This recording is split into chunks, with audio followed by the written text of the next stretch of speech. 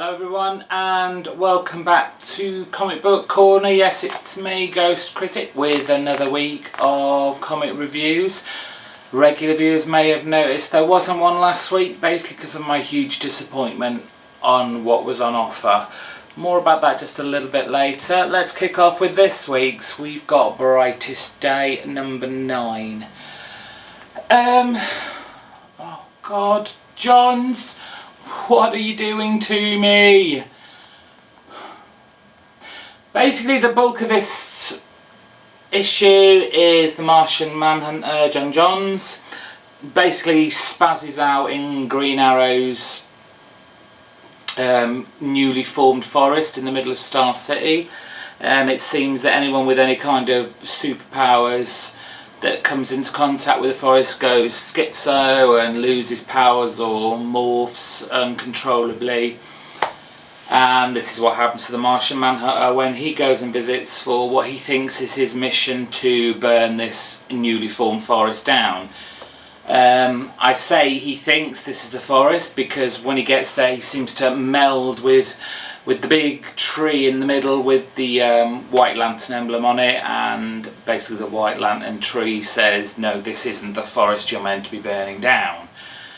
That's not before, you know, Green Arrow has a bit of a tussle with who he doesn't know it's Martian Manhunter at the start, so there's a little bit of a fight scene going on there.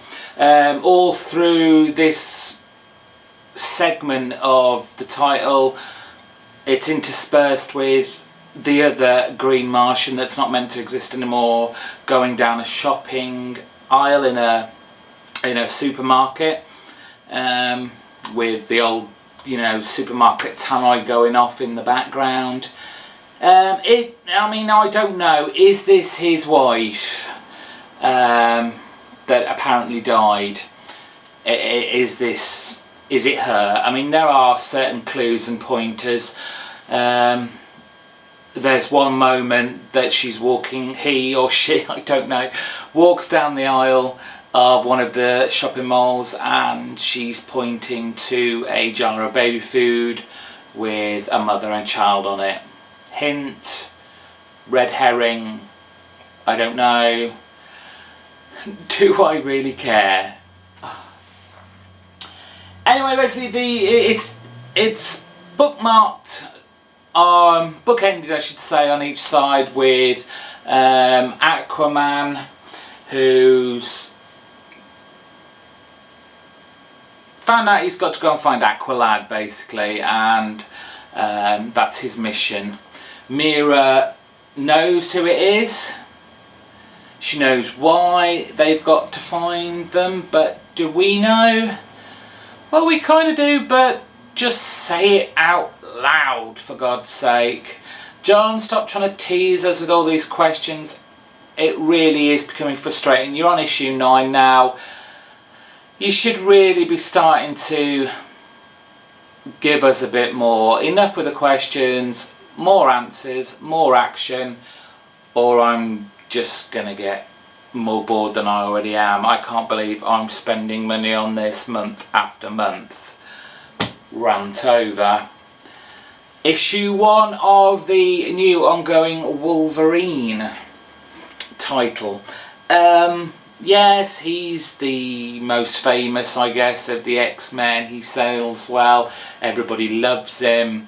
I'm sure this will have no problems in selling, despite how unoriginal, I guess, this first issue is.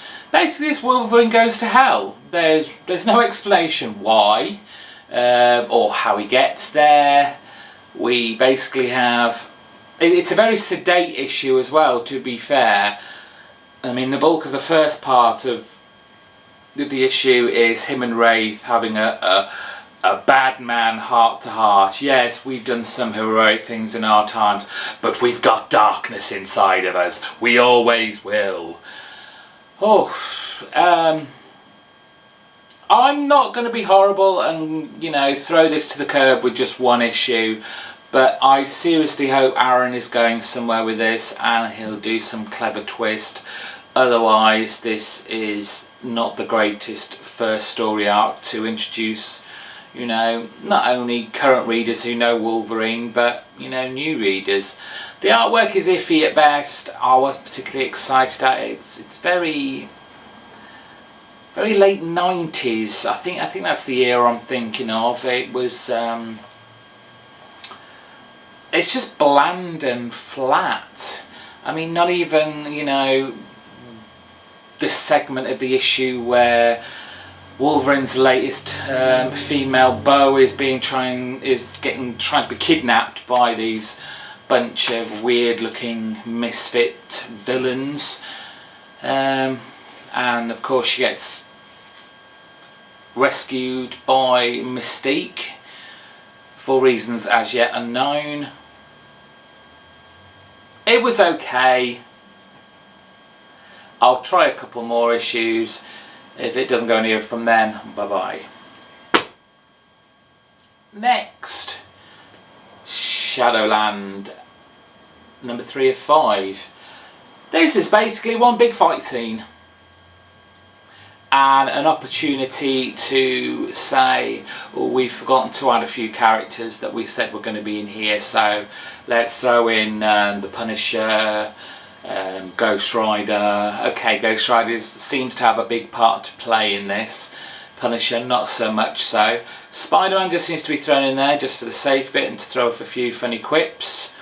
Moon Knight as well. I mean, yes, there are all these bits, these one-shots that are going on that I am really not going to get involved in. I'm going to stick with this and obviously the main Daredevil title.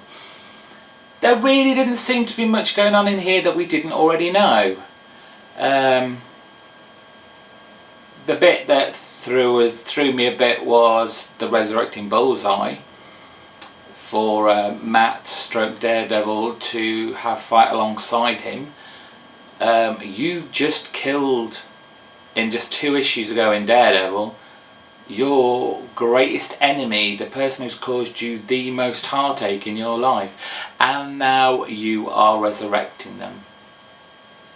Okay, now we realise that who is actually behind all this is the Beast of the Hand, some supernatural demonic force that has taken over Daredevil and his mind, soul, body, however you want to see it. It's going to be interesting. 2 issues to go to wrap this up and start whatever comes next. I'm not sure. Lastly on my pull list this week, I was so glad to get this back, but after reading it I'm not so sure. Buffy, number 36, yes. I don't know what to make of it. I really don't. We begin with snippets of history that came, I suppose, prior to the Twilight story arc with Angel and Spike and what was going on with them as the whole Buffy main storyline was going on. Again, it was like the Riley one-shot that I reviewed not so long ago. It just seems superfluous. Why? And then we get back up to date where Spike has crashed in on this spacecraft run, escaping from some wankers, as he puts it, with a spacecraft full of alien bug people. It really didn't make a lot of sense, especially with this thrown in that they've got to go and get the Seed of Wonder. And who has the Seed of Wonder? The Master? Sorry, didn't we kill him already? You know, we killed him once and then we made sure we killed him the next time by smashing all his bones up. It'll be interesting how they weave him into what is essentially season 8 of the Buffy universe. The artwork on this was pretty weird at times. Spike looking pretty fugly at times, I have to say. Nice cover, of course. Oh God, help. I don't know. I love Buffy, I love the title. There have been some classic issues in the past. This was not one of them. Let's get this party started. Come on, let's go with the story, stick it present. We've done all the Twilight bit, move on.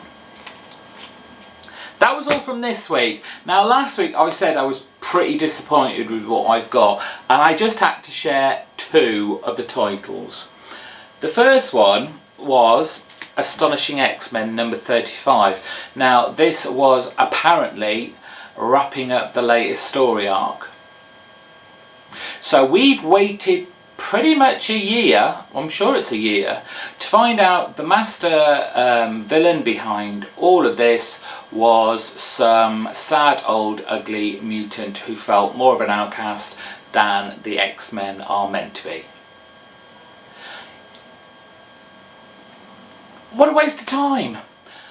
He makes a good point in that the X-Men were meant to be these outcasts who were hated by everyone, but still persevered to be good people, good heroes, save lives, save the world, blah blah blah. But it's true, they've become more like Hollywood superstars now. They're all very good looking now. I mean, you know, even Beast could get away, you know, with the hairy bear cat look, you know. They've killed off the one that looks, you know, the most remotely outcast, and that was Nightcrawler. I mean, the rest of the current team could probably get away with sticking a pair of jeans and a t-shirt and walking down the main street of any town and not be noticed. But it just took so long to get there. I don't know if there's going to be any more. I don't know if that's the end of the Astonishing X-Men. It's gone out with a flop if it is. If it is coming back in God knows how long, let's get rid of Warren Ellis. Let's get rid of Jimenez on the artwork. At least bring back Joss. Bring back Joss. My biggest disappointment. It was a quiet week last week, so I trawled the shelves looking for something just a little bit different that I could just pick up, read, enjoy, and I saw his name. Chris Bachalo. One of my favourite artists. Whenever he's done the X-Men, I have been thrilled with it. So, I picked up Storm and Gambit, a one-shot with the Curse of the Mutants tie-in. Okay, the storyline isn't particularly original or anything exciting, it's just a bit of a fun jaunt, so I wasn't expecting too much, but my God, the artwork in this is bad. Oh, Chris, why did you let people touch your artwork? It's beautiful, you stay on it, you don't let anyone else touch it. There are some really hideous pictures in here. I don't even want you to read it. Don't pick this up. And that's it for this week. Thank you for watching and listening. Please subscribe, rate, comment. Throw me out there to the internet world. Tell everybody about me. The more people that come along, the more I'll put in. Goodbye. Hopefully next week. And hopefully the comics will be better. See ya.